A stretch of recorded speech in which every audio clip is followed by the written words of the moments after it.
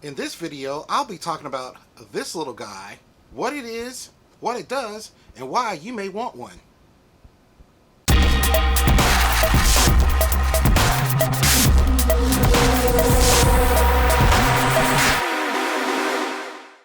What's up, everybody? I'm Randy. You are watching the 55 Garage channel, and today we will be talking about vacuum blocks. Now, before we get started, hopefully spring will be arriving soon. It's a beautiful clear day today, bright blue sky, no clouds in sight. It's in the lower 50s right now. I am eager to get out into the garage and to get wrenching on my Mazdaspeed 3 again.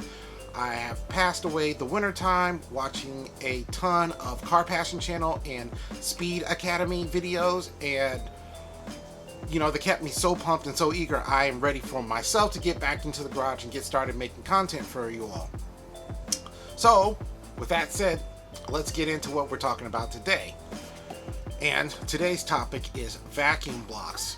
Now, what is a vacuum block? And thankfully for you all, I have one here in this nifty black box. And the vacuum block that I'll be talking about and using today is this one. I got it from SURE Motorsports, and this is the 3-port airport vacuum block that they sell. I originally got this during a Black Friday sale on a price that was way too good to pass up. So this unit right here is the vacuum block, and I don't know if it'll show up very well on the camera, but this one is basically a chunk of aluminum that you can see through there, and it has multiple ports all the way around it. And this kit also comes with 3/8 MPT fittings, and also 3 caps to block off the ports you won't be using, and some insulation hardware. So why would you want a vacuum block?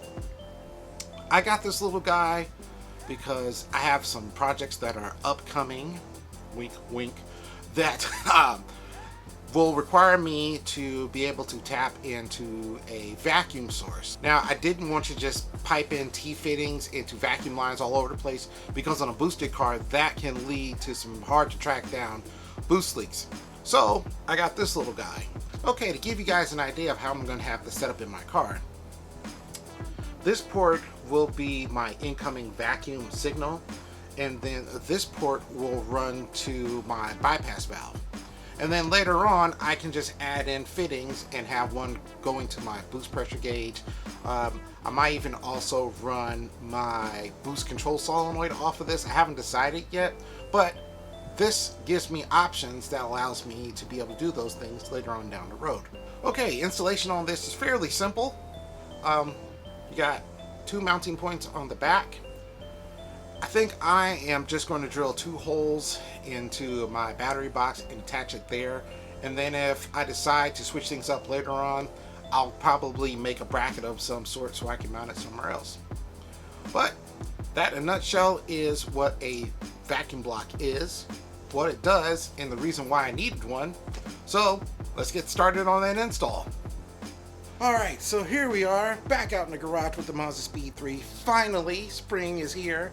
And to get started on today's project, the first thing you're going to need is a 10mm wrench, and we need to remove the shroud over the intercooler.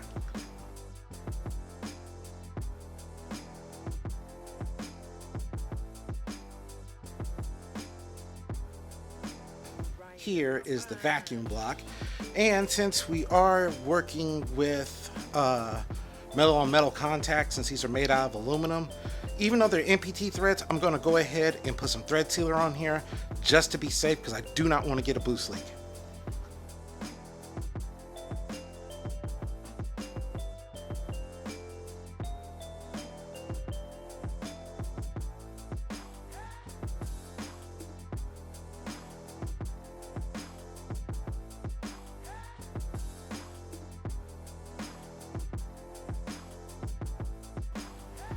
Alright, there we have it.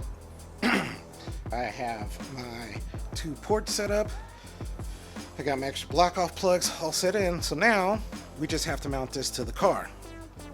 So lucky for me, I found this bracket in the bowels of my garage. I can't even remember what it came off of, but it does have the proper spacing for me to be able to mount the airbox onto it, as well as have it setting at an angle away from the battery box. So I just need to find some washers and then install it on there. To mount my airbox to my bracket, the kit comes with these Allen head bolts, and I'm going to add a washer to them and some blue Loctite to make sure that this doesn't rattle apart.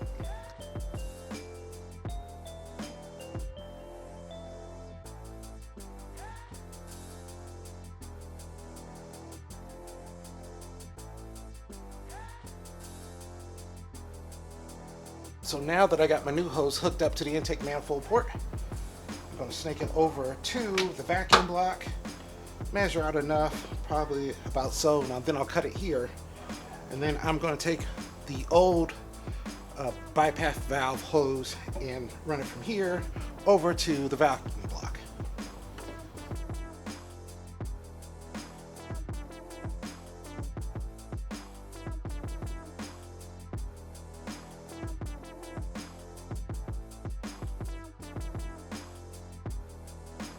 Now all I gotta do to finish this up is just reinstall the shroud over my top mounted intercooler and then give it a test.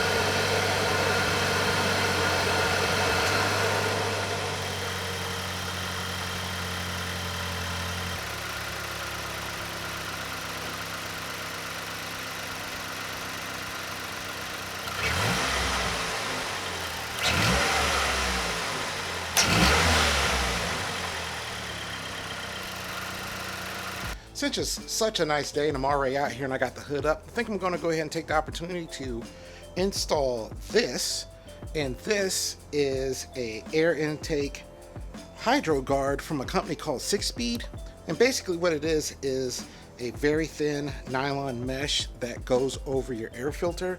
And in the happen chance that somehow I get water anywhere near my air filter, this will give me just a little bit of protection to make sure that the water doesn't have a chance to soak into my air filter. There we go, everything's installed.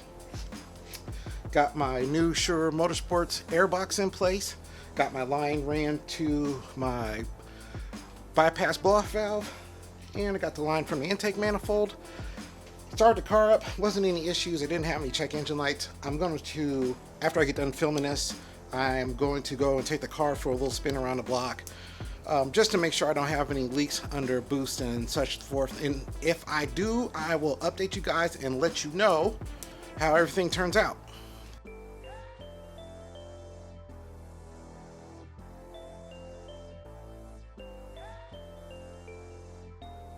Before we wrap things up, I want to give a big shout out of thanks to Scott at Spinny Whoosh Designs. Scott worked with me to help me come up with a nice custom Spinny Whoosh banner for my Mazdaspeed 3 with a little 5.5 flair.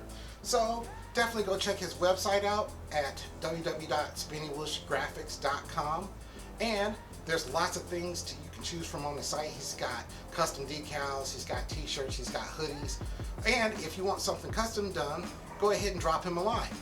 So hopefully you all liked the video. If you did, leave me one of these.